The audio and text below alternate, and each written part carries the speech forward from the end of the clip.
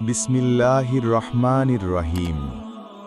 প্রিয় ভাই ও বোনেরা, আজ আমি আপনাদের শোনাব ইসলামের ইতিহাসের এক বিস্ময় মানুষ, হজরত ওমর ইবনুল খত্তাব রাদিয়াল্লাহু তাআলা আনহু-এর এক অনন্য কাহিনী, যার জীবনী ন্যায় বিচার, দয়া, আল্লাহভীতি ও মানবতার শ্রেষ্ঠ উদাহরণ।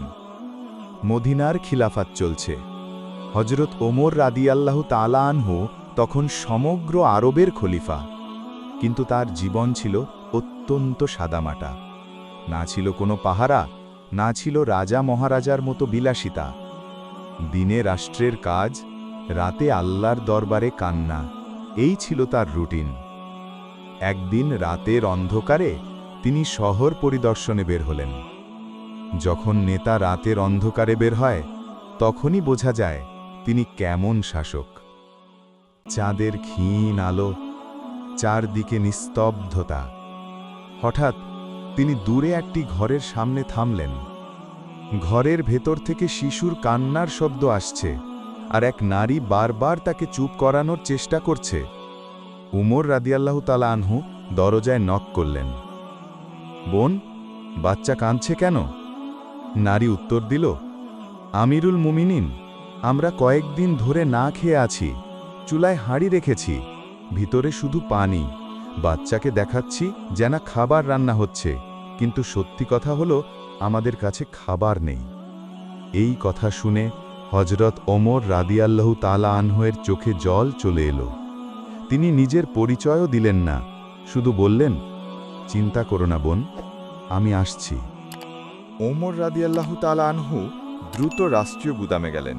দায়িত্বপ্রাপ্ত কর্মচারীকে বললেন, এক বস্তা ময়দা, কিছু খেজুর, কিছু তেল এবং প্রয়োজনীয় খাবার দাও। গুদাম কর্মকর্তা বললেন, আমিরুল মুমিনিন, আমি বস্তা আপনাকে পৌঁছে দিই। ওমর রাদিয়াল্লাহু তাআলা আনহু তখন বললেন, ইতিহাসে লেখা সে বিখ্যাত কথা, তুমি কি কিয়ামতের দিন আমার পাপগুলো বহন করবে? না, এই বস্তা আমি নিজেই নিয়ে যাব। তিনি নিজ হাতে ভারী খাবারের বস্তা কাঁধে তুললেন, ধুলোমাখা রাস্তা ধরে হাঁটতে লাগলেন। তার সঙ্গী ফারুক রাদিয়াল্লাহু তাআলা আনহু বললেন, আমি বহন করে দেই। ওমর রাদিয়াল্লাহু তাআলা আনহু বললেন, হে ফারুক, আজই বস্তার ভার আমার জন্যই ভালো, হয়তো আল্লাহ আজ আমাকে ক্ষমা করবেন।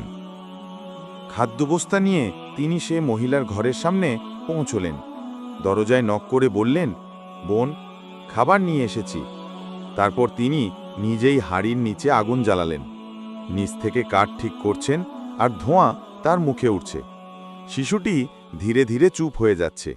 নারী বিস্ময়ে বললেন, দেখি, আমার বাচ্চা কখনো এত তাড়াতাড়ি চুপ করেনি। ওমর রাদিয়াল্লাহু আনহু বললেন, আল্লাহর রহমত, আজ সে খাবার পাবে, তাই খুশি। খাবার রান্না হয়ে গেলে তিনি নিজ হাতে শিশু ও মাকে খাইয়ে দিলেন। শিশুর মুখে হাসি ফুটে উঠল। মা চোখ ভেজা কণ্ঠে বললেন, আপনি খুব ভালো মানুষ, আল্লাহ আপনাকে উত্তম প্রতিদান দিন। ইস, যদি আমিরুল মুমিনিন এমন হতো! এ কথা শুনে ওমর রাদিয়াল্লাহু আনহুর হৃদয় কেঁপে উঠল। তিনি শান্তভাবে বললেন, বোন, তুমি যে মানুষটিকে দোয়া করছো, সেই আমিরুল মুমিনিন ওমর আমি। শুনে নারী কাঁপতে লাগল। ওমর রাদিয়াল্লাহু আনহু তাকে থামিয়ে বললেন, না বোন, তুমি কোনো ভুল করনি, ভুলটা আমার। আমি জানতাম না তোমার অবস্থা। আজ থেকে তুমি ওমরের বোন। নেতার দায়িত্ব শুধু কথা বলা নয়, মানুষের কষ্ট নিজে দেখা। ন্যায় বিচার, দয়া ও ক্ষুধাভীতি হযরত ওমর রাদিয়াল্লাহু আনহুর জীবনের মূল শক্তি।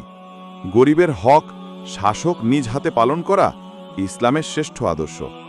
ক্ষমতা কোনো মান ইজ্জত নয়, বরং কিয়ামতের দিনে কঠিন হিসাব। একজন মুসলিমের প্রকৃত পরিচয় তার চরিত্রে, ক্ষমতায় নয়। তো ভিডিওটা ভালো লাগলে লাইক, কমেন্ট, সাবস্ক্রাইব করে সাথেই থাকুন, ইনশাল্লাহ।